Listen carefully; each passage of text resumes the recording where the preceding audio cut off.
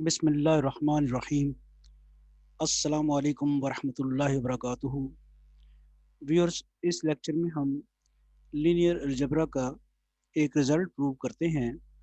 If A and B are symmetric matrices then A B symmetric if and only if A and B commute. Linear algebra book to follow. Current lecture is useful for BA BSc Associate Degree Mathematics A Course 2, BS Mathematics Physics Chemistry Statistics IT, BS Computer Science, PPSC FPSC Lecturer Mathematics, and PPSC FPSC Competitive Examinations. If A and B are symmetric matrices, then show that AB is symmetric if and only if A and B commute. देखें, इसमें कुछ चीज़ें use हुई हैं, उनको ज़रा देख लेते हैं कि उसने क्या कहा है। सबसे पहला जो काम है वो क्या है, जो गिवन स्टेटमेंट, जो भी क्वेश्चन की स्टेटमेंट होती है, उसको एनालाइज करते हैं और देखते हैं कि उसने दिया क्या क्या। उसने ये बताया हुआ है कि ए जो है वो सिमेट्रिक मैट्रिक्स है और बी भी क्या है, सिमेट्रिक मैट्रिक्स। अब आपको सिमेट्रिक मैट्रिक्स की डेफिनेशन याद होगी कि ऐसी मैट्रिक्स जिसकी ट्रांसपोज ली जाए तो वो दोबारा वही आ जाए तो उसे हम कहते हैं सिमेट्रिक मैट्रिक्स। तो इसका मतलब ए ट्रांसपोज ए के बराबर है और बी ट्रांसपोज बी के बराबर है। ये क्वेश्चन की स्टेटमेंट में हमें ये गिवन है। और ट्रांसपोज भी आपको याद होती होगी कैसे करते हैं, रोज और कॉलम्स को इंटरचेंज करते हैं, यानी फर्स्ट रो को फर्स्ट कॉलम बना देते हैं, सेकंड रो को सेकंड कॉलम, थर्ड रो को थर्ड कॉलम, इसी तरह फोर्थ रो को फोर्थ कॉलम। तो जो दोबारा मैट्रिक्स आती है वो ओरिजिनल मैट्रिक्स के बराबर हो तो इसे हम कहते हैं सिमेट्रिक मैट्रिक्स। अब ये गिवन है, देन शो दैट। अब कहता है ए बी, अब ये जो इफ एंड ओनली वाला काम होता है ना, ये दोनों चीजें प्रूव करनी होती है। Then show that A B symmetric if and only if A and B commute.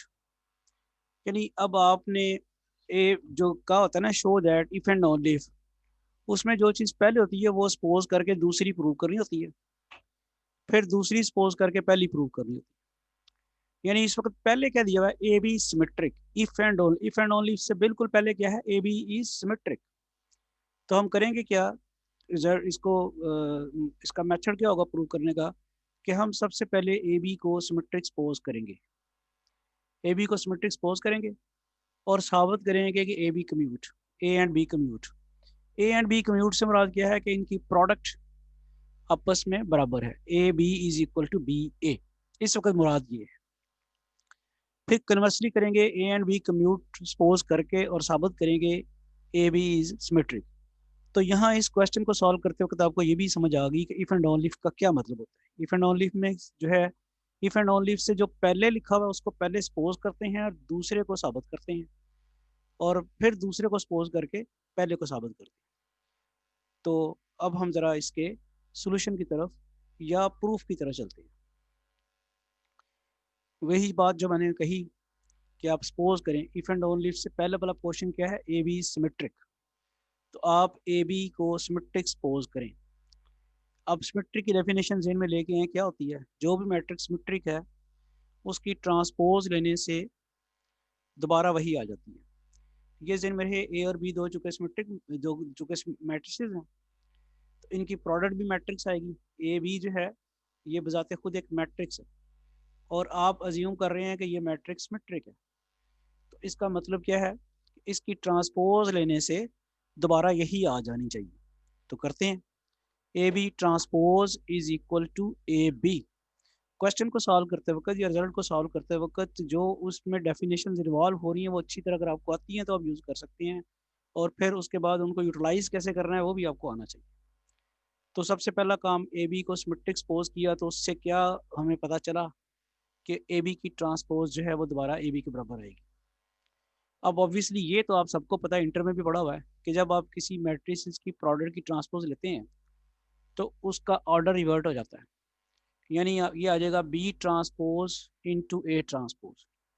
A B की ट्रांसपोज आएगी, बी की ट्रांसपोज पहले लेंगे और ए की ट्रांसपोज बाद में आएगी। ये रिजल्ट प्रूव किया हुआ है कि ए बी की ट्रांसपोज आएगी बी ट्रांसपोज ए ट्रांसपोज, और राइट साइड तो वैसे ही रहेगी ए बी के बराबर।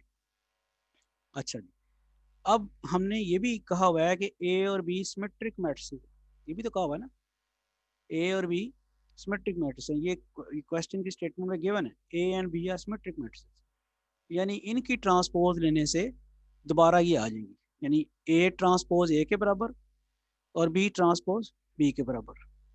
तो अब मैं इस बी ट्रांसपोज की जगह लगाऊंगा बी और इस ए ट्रांसपोज की जगह लगाऊंगा ए, और राइट साइड तो वैसे की वैसी रहेगी ए बी। तो ये रिजल्ट प्रूव हो गया कि ए and B commute.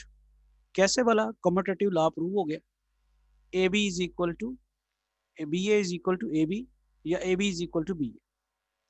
This shows that A and B commute. तो वो जो इफ एंड ओनली इफ का पहला जो काम था वो आपने सपोज करके दूसरा साबित कर लिया है।